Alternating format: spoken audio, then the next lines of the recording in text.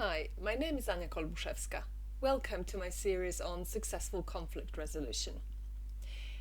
In the last 14 months or so, most of us have had to deal with working remotely or studying remotely. Remote working is of course not a new concept. What is new is that we have never experienced so much of it in such a short time and have never had to learn on the fly to deal with the consequences of the intensity of this experience.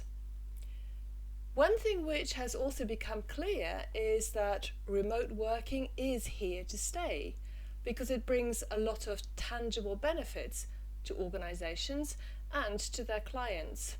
And so today, I'd like us to look at the relationship between remote working and conflict. There is a substantial body of research into challenges of working in remote teams, and most of the available information is kind of worrying because it clearly indicates that conflict is much more likely to happen in remote teams than in face-to-face teams. So let's have a look at what we know. First of all, we know that the level of distrust is much higher in remote teams than in face-to-face teams.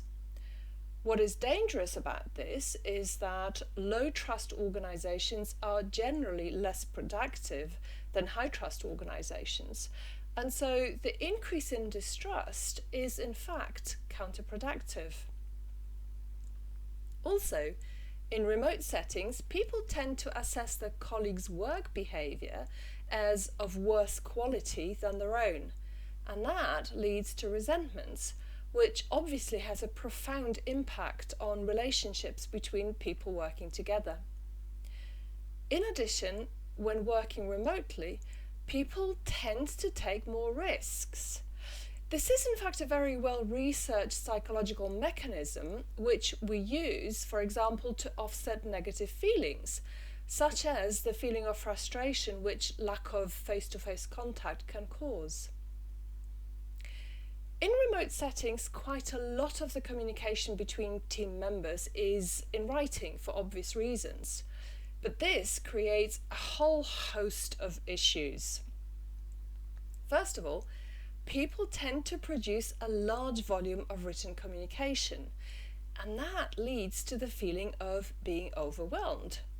The more messages you receive, the more you feel you've got so much to deal with.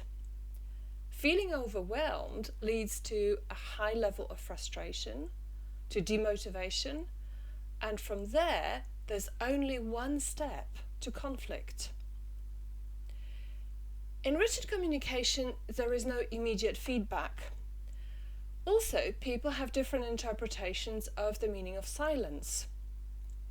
The combination of these two factors creates impatience at the best of times, then resentment, and at worst, a prolonged, deep, slow-burning conflict which threatens to erupt at any time. Another issue with written communication is lack of contextual information, including lack of visual clues, simply because we don't get to see each other a lot. So what do we do when faced with all these challenges? I would like to focus on 4 areas, which are not in any order of importance, and this is also not an exhaustive list. But I believe these are tips which you can implement relatively easily and cheaply to make a visible difference within your team. First of all, look out for any warning signs so that you can deal with issues as early as possible. And these warning signs can include, for example, emails getting much longer and rambling, or much shorter, or your colleagues suddenly starting to switch off their cameras in online meetings. When you do notice any warning signs, the best way to deal with the problem is individual conversations or team conversations. Secondly, work on improving working relationships within your team.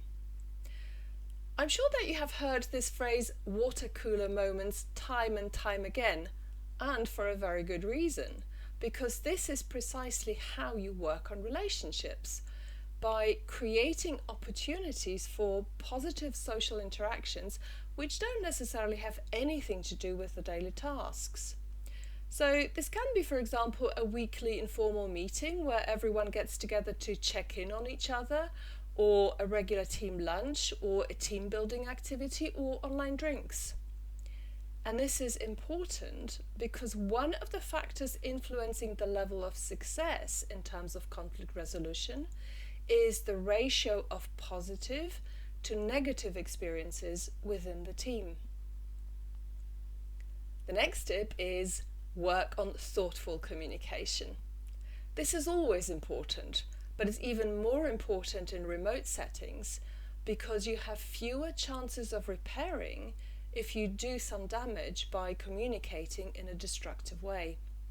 Simple things you can do are using video instead of email. And yes, I know that there are things which need to be communicated in a written form, but if not, simply send a video message. And remember to smile a lot when you record this video message. And finally, awareness raising. I believe it's the job of the manager to make sure that staff are aware of all the pitfalls that we've looked at. It's especially important when we consider the relationship between the level of self-awareness and growth of conflict. And the relationship is this: the higher the level of self-awareness, the more conflicts shrink. Conflict prevention starts with knowing how you communicate and how you react to confrontation. It starts with understanding. And what better way to achieve this than through training? Remember, conflict is expensive for any organization. It's much cheaper to train staff to prevent or to handle conflict well. And with that, thank you very much for watching, and see you soon.